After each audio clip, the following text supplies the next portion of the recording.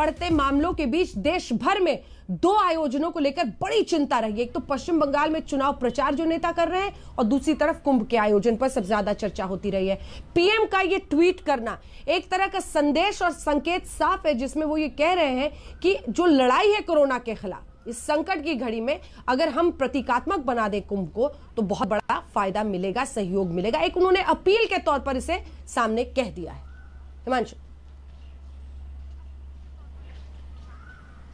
देखिए बिल्कुल अंजना, जब से ये देखा जाए कि कोरोना का संकट देश के सामने ही नहीं बल्कि पूरे विश्व में आया है, तब से प्रधानमंत्री नरेंद्र मोदी की जो भूमिका है वो लोगों को समय समय पर जो है वो इस तरीके से अपील करते हैं कि देखिए कि आप घरों से ना निकले। सबसे पहले आप देखिए लॉकडाउन लगाया, उसके बाद लोगों से अपील की कि आप थाली बजाकर जो है वो कोरोना वॉरियर के लिए आप सम्मान कीजिए, उनके लिए जो है मोटिवेशन का कार्य करें। तो तमाम इस तरीके की चीज़ें हैं। प्रधानमंत्री समय समय पर इस तरीके की अपील करते हैं, जब तक दवाई नहीं, ढिलाई नहीं, 2 गज की दूरी है वो बहुत ज़रूरी है। आप देखिए कि कोविड काल में अगर वो इस तरीके के कुंभ के आयोजन के अंदर इस तरीके की अपील कर रहे हैं कि इसको सिंबॉलिक कर रखिए। 2 शाही स्नान हो चुके हैं और वो अवधेशानंद महाराज से भी बात कर रहे हैं और कह रहे हैं कि जो साधु संत हैं उनका एक बहुत बड़ा सहयोग मिल रहा है। जिस तरीके से वो एक तरीके से सोशल डिस्टेंसिंग का पालन की बात कर रहे थे और उसके बाद प्रतीकात्मक तरीके से, सिंबॉलिक तरीके से किया जाए, जिससे कोविड जो है वो ज़्यादा से ज़्यादा ना फैले।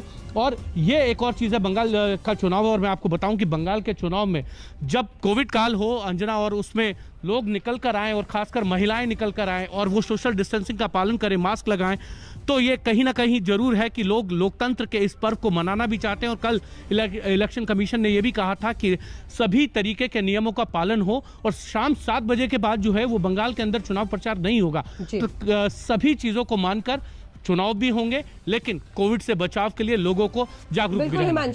हिमांशु, देखिए ना, प्रधानमंत्री ने, क्योंकि धर्म से जुड़ा हुआ मामला बहुत ही नाजुक होता है, लेकिन प्रधानमंत्री ने खुद ये पहल की है अब, जिसमें वो ये कह रहे हैं कि प्रतीकात्मक रूप से अब 2 शाही स्नान हो चुके हैं, अब आगे के लिए सोचा जाए। देखिए, पब्लिक गैदरिंग को लेकर ऐसे लोगों का एक जगह पर इकट्ठा होना कैसे सुपर स्प्रेडर बन सकता है, इस पर लगातार हमने चर्चाएं की हैं। इस सबकी अनदेखी करना सही नहीं होगा और प्रधानमंत्री ने उसी के संकेत दिए हैं। बहरहाल, अब लौटते हैं जरा पश्चिम बंगाल के चुनाव का रुख करते हुए। तमाम सहयोगी हमारे साथ जुड़े हुए हैं, जिसमें बर्दवान से ही हिमांशु भी जुड़े हुए हैं।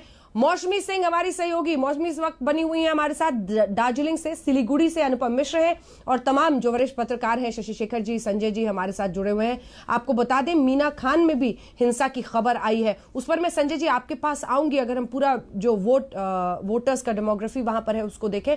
लेकिन उससे पहले मौसमी आपके पास, और सुबह से दार्जिलिंग वाली चाय हो पाई है क्या नहीं? लेकिन पिछली बार पीएम ने चुनाव में चाय पर चर्चा की थी, चाय से निकली हुई भाप इस बार किस तरफ उड़ती हुई दिखाई दे रही है?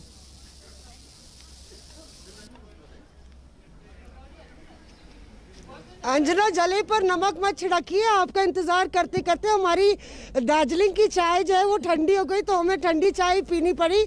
बहरहाल, दार्जिलिंग की चाय पर सियासत भी बहुत हो रही है, आपने सही कहा, क्योंकि देखिए जो टी गार्डन्स हैं यहाँ पे वो लगभग 280 टी गार्डन्स हैं।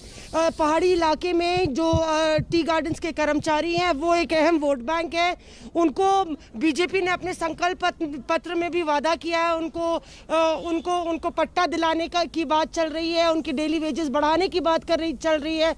एक तरफ ममता बनर्जी ने भी जो है 2021 की जनवरी में ही उनकी जो पगार है डेली वेजेस वो 202 रुपये कर दी थी। तो लगातार वो एक अहम वोट बैंक है।